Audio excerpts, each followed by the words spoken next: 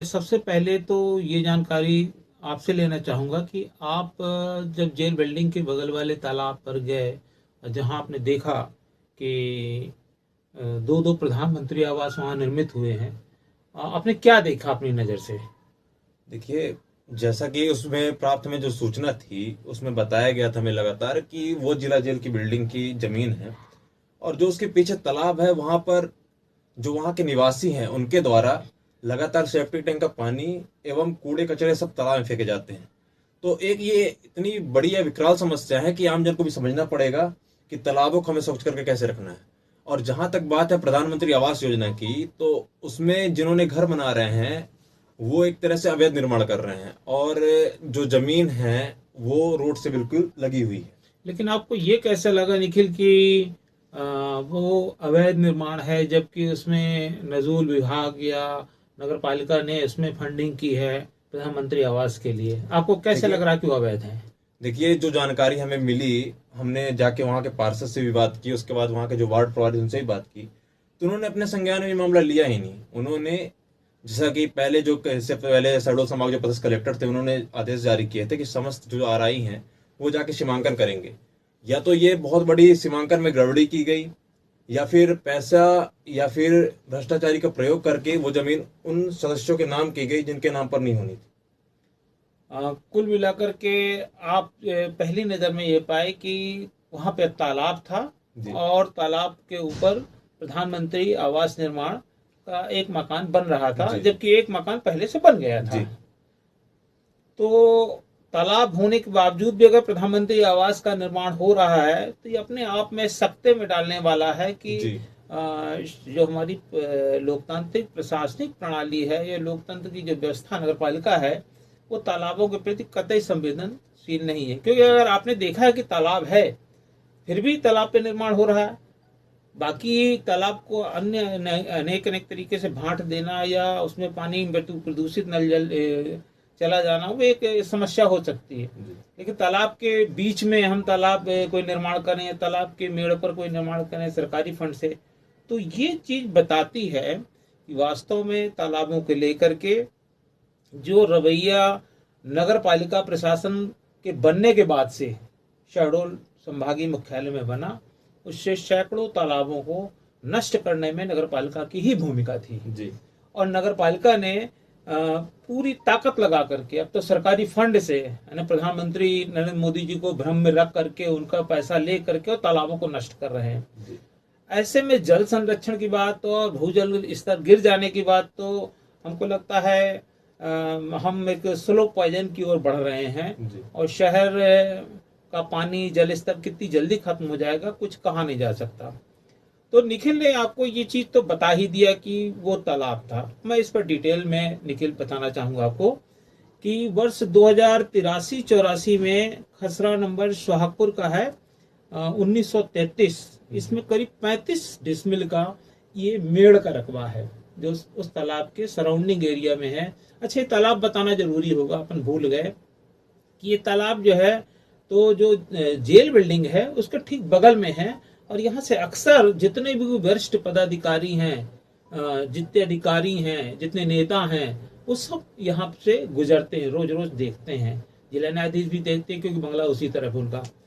तो इस तालाब की जो वस्तुस्थिति भौतिक स्थिति रही कि 1933 जो खसरा नंबर है उसमें में 35 डिसमिल पर भीटा है, यानी मेड़ है, और करीब 1 एकड़ 62 डिसमिल का ये तालाब है। तो अगर इतने छोटे तालाब को हम सब नहीं बचा पा रहे हैं और सब चीजें लोकतंत्र में उजागर की जा रही हैं, लोकतंत्र के खासतौर से ये जो पत्रकारिता की विधि है और एक पत्रकारिता की कला के द्वारा भी हम बता पा रहे हैं कि देखिए पर्यावरण संरक्षण के लिए तालाब कितना जरूरी है। जी। अगर दिखने वाले तालाब को हम नहीं देखना चाहते हैं तो समझा जा सकता है कि जल स्तर को लेकर के हमारी प्रशासनिक प्रणाली बहुत गंभीर नहीं है, जी। बल्कि जल संरक्षण के लिए जितना भी धन आ रहा है उसका अपव्यय हो रहा है। और इससे शहडोल का भविष्य भूजल स्तर को लेकर बहुत ही खतरनाक है। तो आपको क्या लगता है कि इस तालाब को कैसे बचाया जा सकता है, जो आप देख के एक तालाब आए हैं? देखिए, सर्वप्रथम तो मैं सभी आमजनों से गुजारिश करना चाहूंगा कि आपके आसपास का जो तालाब हो उसको साफ स्वच्छ रखें, वहां पर गंदगी या कूड़ा करकट ना फेंकें। जैसा कि अभी हमें वार्ड नंबर 14 में पता चला था कि वहाँ के निवासी जो हैं अपने सेफ्टी टैंक का गुजारा भी वहीं से करते हैं जहाँ पर तालाब स्थित है। लेकिन इसमें वार्ड पार्षदों की भूमिका क्या होनी चाहिए, आपको क्या लगता है? वार्ड पार्षद को अतिरिक्त प्रभारी होकर इस मामले को संज्ञान में लेना चाहिए। हम तालाबों को स्वच्छ कराने के लिए नगर पालिका को निर्देश देने चाहिए। कम से कम वार्ड पार्षद तो ये चिन्हित ही कर सकते हैं कि जी, उसके वार्ड हाँ में जी, कुल कितने तालाब हैं, जी, या वो तालाबों को लेकर के अपडेट हर मंथली जी, अपना जी, अपडेट ले सकते हैं जी, कि हमारे तालाब की क्या स्थिति है, कैसे कर जी, सकते हैं। तो क्या तालाबों को लेके वार्ड पार्षदों को लेके वार्ड पार्षद से कोई बातचीत आपकी हुई कभी किसी पार्षद से? जी। अभी वार्ड नंबर 14 से ही पार्षद से हमारी बातचीत हो रही थी, तो उन्होंने बताया कि वे ऐसी कोई योजनाएं हमारे में शामिल नहीं है। तो उनसे मैंने बातचीत करते हुए बोला भी उन्हें कि आप खुद से योजनाएं बनाएं एवं नगर पालिका को भी इसमें शामिल करें, और उनसे बातचीत करके आपके संज्ञान में जो जो तालाब आते हैं उन्हें साफ करके उनका साफ सफाई और रख रखाव अच्छे तरीके से किया जाए। वार्ड नंबर 14 को जो वार्ड पार्षद हैं वो कौन है इस समय? जी, इस समय संजय सिंह परियार जी हैं। तो उनको उनकी जानकारी में है कि तालाबों को लेके कोई योजना नहीं है उनके जी, पास? जी, उनके देखिए सर्वप्रथम तो बताना चाहूंगा कि यहाँ के जितने भी पार्षद हैं वो खुद में ही कोई ऐसी जानकारी नहीं रखते जो समुचित और सुनियोजित होती है। जिन पार्षदों से आप मिले जी, उनके अनुभव से आपको ऐसा ऐसा लग रहा लगता है। है? जी, खासतौर से इस वार्ड नंबर 14 के जो एक पार्षद में एक तालाब है, मेरे को भी अच्छी तरह से याद आ रहा है। ये कमिश्नर बंगले के पीछे साइड है, या बस स्टैंड, पुराने बस स्टैंड के पीछे साइड में कहीं पे तालाब है। जी, जो पूरा का पूरा तालाब जो है, तो वार्ड पार्षद जो रहे उस समय, मेरे को लगता है मिस्टर सोनी थे। जी, हाँ जी।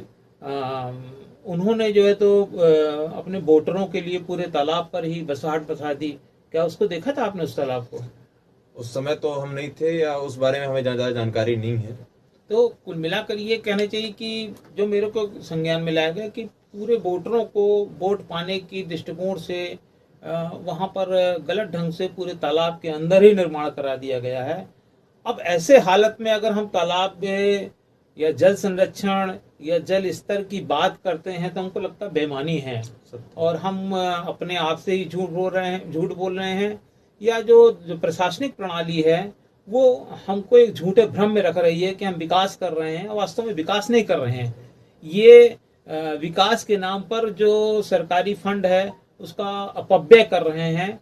क्योंकि अगर आप तालाब के अंदर आज आवास बना दिए, प्रधानमंत्री आवास, तो निश्चित तौर पे अगर किसी भी न्यायालयीन प्रक्रिया में जाएगा तो उसको तो तोड़ना ही पड़ेगा। जी, फिर भी प्रशासनिक जो अधिकारी हैं वो इसको लेकर गंभीर नहीं है।